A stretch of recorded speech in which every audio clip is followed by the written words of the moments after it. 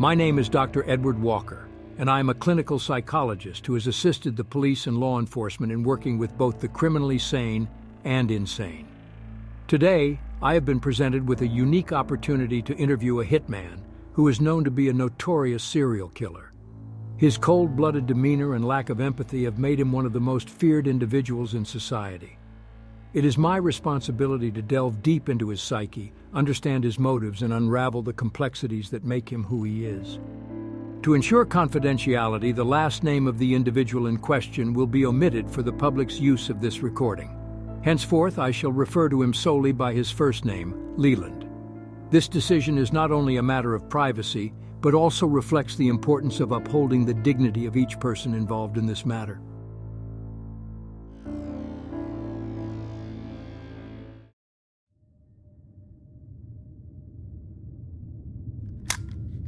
Today, on September 2, 2003, at approximately 3:45 p.m., I have arrived at the correctional facility where Leland is being held.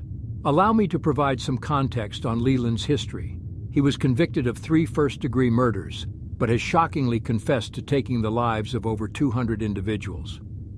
Standing at a towering height of 6'1", Leland is a former Army serviceman who was allegedly recruited by the mob to carry out their hits. However, he has also confessed to committing murders purely out of spite and momentary anger.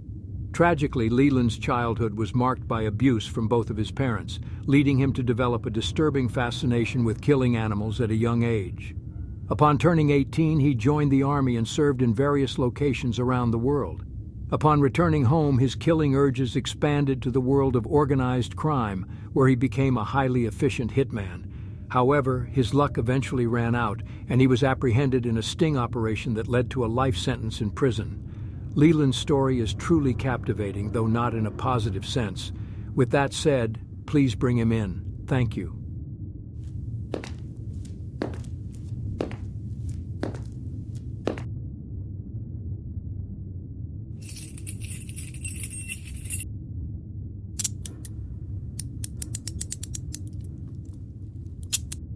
Good day, Leland. My name is Dr. Edward Walker, and I am a clinical psychologist. We will be conducting an evaluation of you today, which will be like an interview where I aim to understand your personality and discover the hidden depths within you. Is this agreeable to you? Yeah. Based on the information provided, it seems that your relationship with your parents was strained, with Richard and Margaret not treating you well. Can you tell me more about that? Richard and I were estranged long before his eventual demise. His death was but a mere formality, an insignificant event that held no emotional weight for me. I harbored a deep-seated resentment towards him throughout his lifetime, and I refused to bid him farewell in his passing.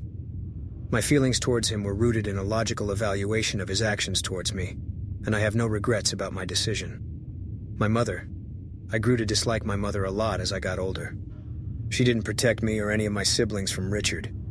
She even joined in on it. Used to beat me with a broomstick. When Richard died, did he have a funeral? Yes. Did you go to it? No. I hated him in this life, and I didn't wish to see him off in the next. Okay. How are you with animals? Deadly. Cats, dogs? Yeah. I used to tie 2 cats together and throw them over a clothesline and watch them rip each other apart. And how long does it take for the cats to tear each other apart? Not long. I'm assuming they both died? I wouldn't know. I never stayed to watch, it was pretty noisy. But I assume they both did. On the topic of animals, what else would you do to them? I used to live in a poor neighborhood, and close to my house we possessed an incinerator. I would throw the cat inside of it, and you'd hear where it screams. The shrill cries of the animal were piercing and heart-wrenching as it struggled to escape the flames. The sight of the cat running aimlessly in circles, ultimately succumbing to the inferno, was a harrowing display to watch every time. Every time? So you did that many times? Oh yeah, it was a pastime. Did the cats ever try to escape? Only once. When I shoved the cat inside of the incinerator, it tried to jump right back out, but it didn't work. And dogs? Did you ever do anything with them? Tied one to the back of a bus, hearing it howl wasn't a pleasant time. Did you ever feel any sort of pleasure or satisfaction from doing this? No. Every time I did it, I felt disgusted. It wasn't a challenge. I just did it because I did it. They couldn't do anything to stop it. Okay. If it was disgusting, why did you do it? Boredom. That's what it was about. Boredom? Yes. I had to do something to stop the monotony. Okay, if you don't mind, I'd like to go back to Richard. What was the worst beating you ever took from your old man? They all were pretty bad. He left a mark on me. He did all of this before abandoning your family for the first time when you were 11, is that right? Yeah, that's right. Was it worse when he was drinking? With Richard, it didn't matter if he was drinking or not. He was a piece of shit, and he was a piece of shit until he died. I was glad he died. You mentioned earlier that your mother wasn't much better. What opinion do you have now of your mother? As I grew up, my animosity towards my mother grew exponentially, fueled by her inaction towards Richard's vile behavior. But as I gained a more profound understanding of life, I recognized that my mother was merely another casualty in Richard's depravity. She was just like Richard, though.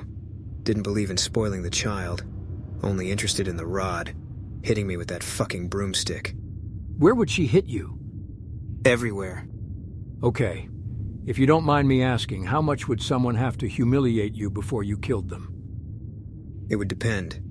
If I was in a bad mood, more often than not they wouldn't be lucky. If I was calm, it would be different. This one time, I killed this man just for being an all-around jackass. He was at the same bar I was at the time with a bunch of his friends, and every time he opened his mouth, it would irritate me. He needed to go use the bathroom, but it would be the final time. The toilets were broken inside of the bar at the time, so he decided to go outside to piss. He went around the back of the bar and I followed him, waited for him to empty his bladder. Then I strangled him. From behind?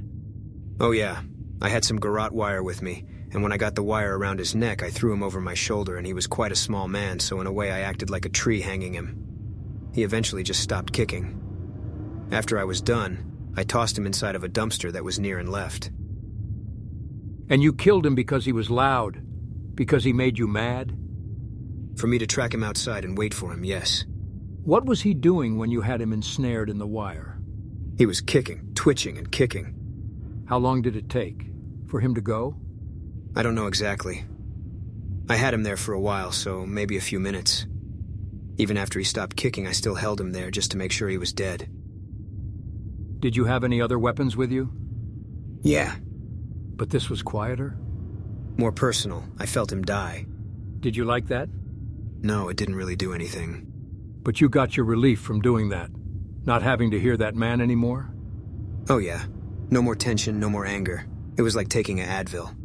I'm assuming other people who acted like that man did caused you to do something similar to this before?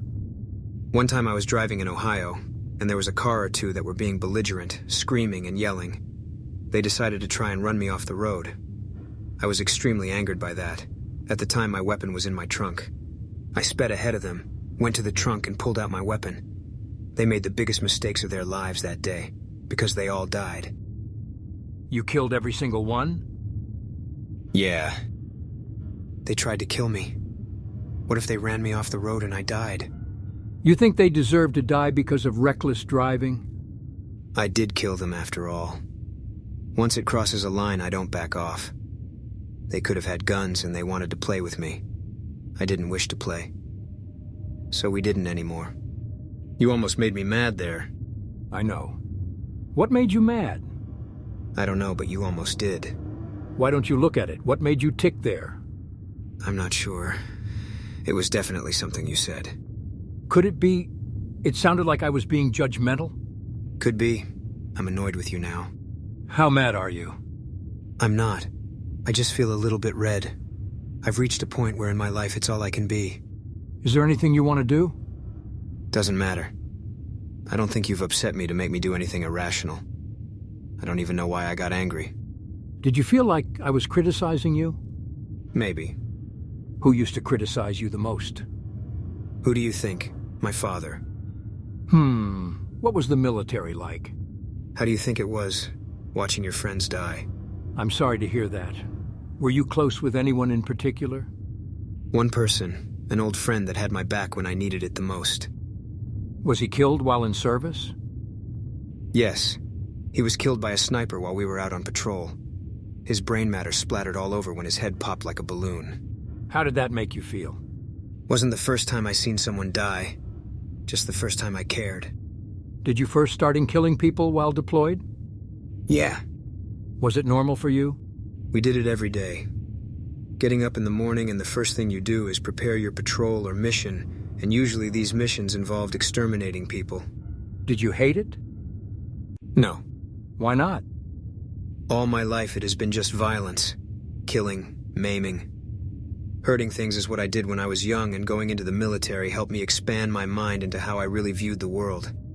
Do you hate the world? Yeah. And that is due to the life you lived? Yeah. Okay. Do you mind telling me how you got into the contract killing business? It wasn't hard. When I returned home, I found work as a security guard at the mall, which is ironically where I met my wife. One day, a former colleague of mine approached me and suggested we rob houses together. He showed me how much money he was making, and I was intrigued by the idea of being able to provide better for my family. So, I accepted the offer. From there, I progressed from house robbery to committing murder for money. It didn't take as long as one might think. Tell me about the first time you were given a target. They handed me a photograph of a real heavy-set man who weighed around 280 pounds and had a fondness for big Cuban cigars. They also provided details about his profession and usual whereabouts. After that, I hopped on my motorcycle and headed to the area where they claimed he usually frequented. I spotted him driving a convertible with one of those cigars in his mouth. Upon approaching him, I commented on his good-looking cigar and asked if he took inspiration from Churchill. He turned to face me and crudely replied with, "Fuck you." I retorted, "No, pal, fuck you." Then I took out my shotgun and blew his head off.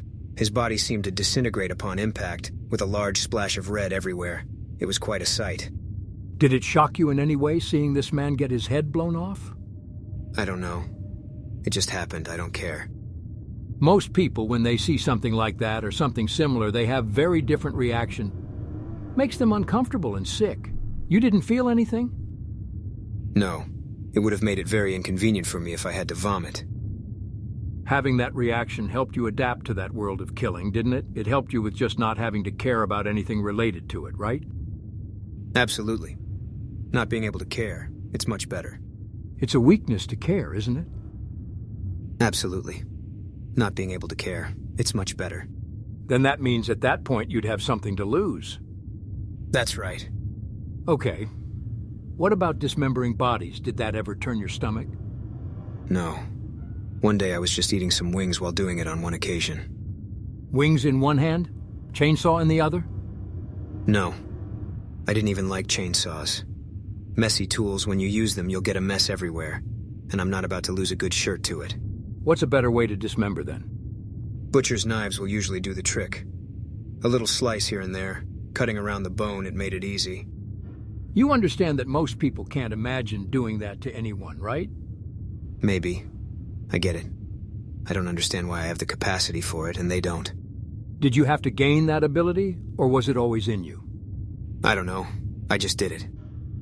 I remember reading up when Jeffrey Dahmer was dismembering bodies, he would usually get himself highly intoxicated to overcome that natural disgust. And you could do it without that natural feeling of disgust. You're right. I guess the only thing that was a bother was the smell. I'd put cologne around my nose so I wouldn't be able to smell it. What was the most brutal way you killed someone? Once I brought an individual to one of my private locations, at the request of one of my clients who wished to see them suffer. I tied their hands and feet together and left them exposed to the rats. The rats were relentless, and their sense of smell was acute. What started as small nibbles quickly turned into painful bites, and soon, more rats joined in. The individual screamed and screamed as the rats continued to feast on their flesh. It was an excruciatingly agonizing way to go, and I must say it was a distasteful experience to witness. What made it distasteful? It made me nervous, and I'm still not sure why. After it was over, I had to throw all my clothes away. I was covered in his blood. We've been talking about how bad you've been to people. Has there been anyone you've treated well? Not many. What about your kids? Oh, my kids. Now that's different. That's more black and white for me. I would take the life of every individual present in this very room, if it meant ensuring the safety of my kids. Although it would deeply wound me and distress me, I would not hesitate to commit such a gruesome act. Not that I wish to partake in it, but it demonstrates the level of love I have towards my children. I would give up my life without a second thought, to protect them from any harm that comes their way. Was there anyone else who you were good to? Was there anyone else who you were good to? No, not really. Only people I was good with were my family, and even them I hurt. How? Just by being near them. I'm a terrible person, one of the worst. What happened at home? Domestic violence. There's nothing I haven't done and nothing my wife hasn't put up with. I'd apologize, but there's no point in doing that. The truth is I couldn't control it. It was a beast within me that emerged without warning. I love my wife more than anything in the world, but the moment I lost control, I hurt the person I loved the most. It's ironic that she was the only one I truly trusted. Looking back, I believe my actions are the reason why my daughter hates me so much. Every time I hurt my wife, a fog of blood surrounded me, and I knew I was becoming something else entirely. She heard it, saw it. Everything. I definitely hurt them mentally.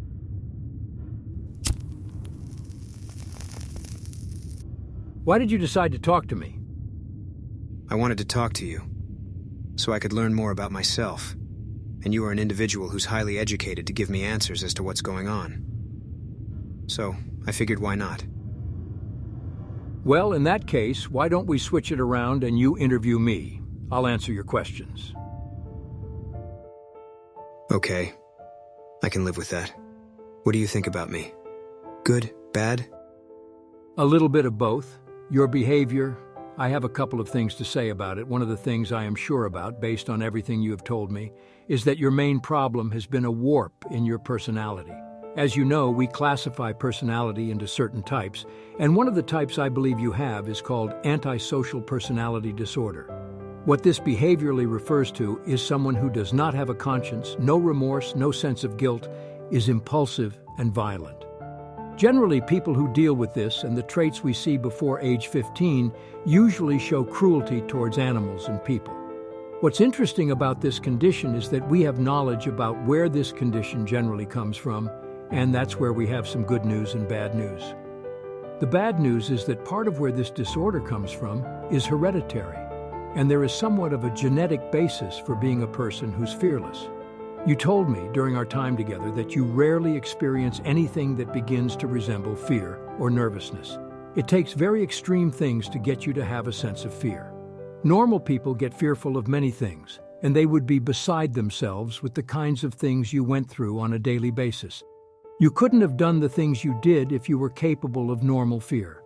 However, just because you were born with this genetic predisposition doesn't necessarily mean you're meant to be a criminal. Some people who possess this genetic predisposition become good risk takers. They do things like drive race cars, become deep-sea divers, fly planes, or become bomb disposal technicians. These jobs help with having that predisposition to fearlessness. In fact, certain people in law enforcement are brave and have that capacity for fearlessness. But the difference between risk-taking good guys with gold stars and risk-taking bad guys who got a long rap sheet has to do with how their parents raised them. If you decide to raise a kid with love, kindness, and compassion, most of the time, you have a good chance of them growing up to be decent human beings and treating their own kids well. However, if you raise a kid like the way Richard raised you, with no love, no compassion, constant abuse, and beatings for no reason, all you end up teaching is hatred. You make it impossible for that kid to grow up and develop attachments and loving relationships. So you have to be this antisocial, sociopathic person by having Richard's parenting and then your mother's rude, standoffish way of raising you. That part of you was born and made. Your own kids and maybe grandchildren will turn out how you and your wife raised them, despite any genetic influence. One other thing that I think might be true about you in a personality sense would be that you have the features of someone we would call paranoid personality disorder. The norms for people with this are usually to trust no one, not let anyone get close, and to not forgive anyone who does you wrong. If someone were to criticize you, then usually a counterattack would be in order. Or if someone humiliates you, then you must have vengeance. About 1 to 2% of the population possess the paranoid personality disorder. 2 to 3% of males and about 1% of females have the antisocial personality disorder. Then there's a smaller group that possesses both, And having both helped you in the career you had, it allowed you to profit from being a completely emotionless, fearless killer. Being free of conscience and free of friends that could bring you down, you were able to have a very successful career as a hired killer.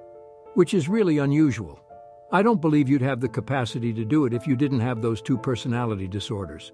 In your line of work, they happen to me great advantages and even preconditions for a successful career. I appreciate you taking the time to elaborate on everything for me. I am honestly the most lonely and isolated person in the world. Because everything I worked for, everything that I had, my family and my life, it's all gone, it's down the toilet. Since I don't have any love in my life, I replaced it with hate, with a constant reminder to hate. What does that do for you? It keeps me going, keeps me running from day to day. Without it, I'd probably just die right now. Is it all you got now? Yes, everything I loved is gone, so hate. Isn't that how you begun in life? Yeah, then I guess I've come full circle then.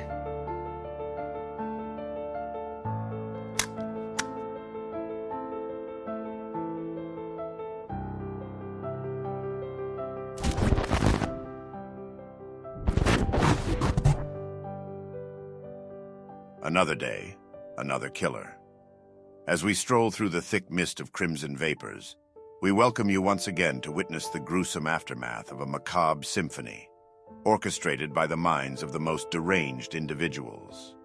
As the thick fog shrouds everything in sight, the stench of death lingers heavily in the air. The unrecognizable faces of the victims and the savage carnage they endured will haunt your nightmares for eternity. We urge you to put on a gas mask, for the fog that encompasses us is not only a deadly toxin, but a silent witness of the malevolent force that drives the killers. Stay vigilant, dear guest, for in this blood-soaked terrain, death lurks around every corner, and you never know when it will come knocking at your door.